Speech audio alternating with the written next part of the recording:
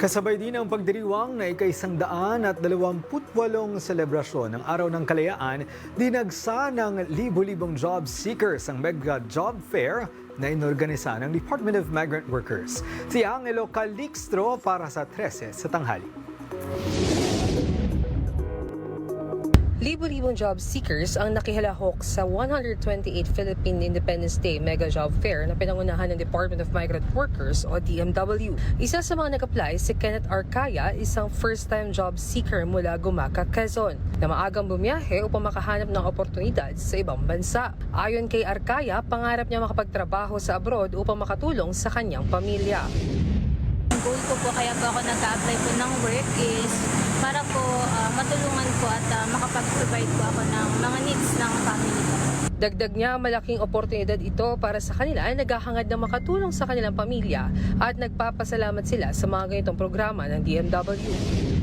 Gusto ko pong mag-thank you po dahil nagbibigay po sila ng mga ganitong opportunities sa mga workers po na dito po sa Pilipinas. Isa lang si Arcaya sa libo-libong aplikanteng umaasa makakuha ng trabaho sa pamamagitan ng job fair. Kaugnay nito, muling nagpaalala ang DMW na makipagtransaksyon lamang sa mga lehitimo at lisensyadong recruitment agencies at sa mga otorisadong job fair.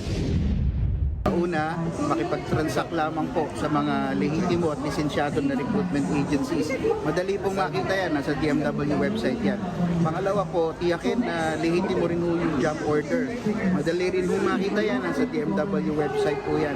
Pangatlo po, sa opisina lang po ng recruitment agency o di kaya sa mga ganitong otorisadong job fair, makipag-transact. Tiyakin po na kung magbabayad po tayo, meron pong kaukulang resibo. Tapos kung magbabayad po ng placement fee, tiyakin na halos sigurado na po yung offer ng trabaho, nakapirma na sana ng kontrata bago maglabas ng pera para sa mga placement fee. Pinayuhan din ng ahensya ang mga aplikante na siguraduhing lehitimo ang mga job order at humingi ng resibo sa anumang bayarin. Ayon sa DMW, agad nila ring tutugunan ang mga reklamo laban sa mga illegal na recruiters. Sa kasalukuyan, umaabot na sa mahigit 14 na illegal recruitment agencies ang napasara ng ahensya.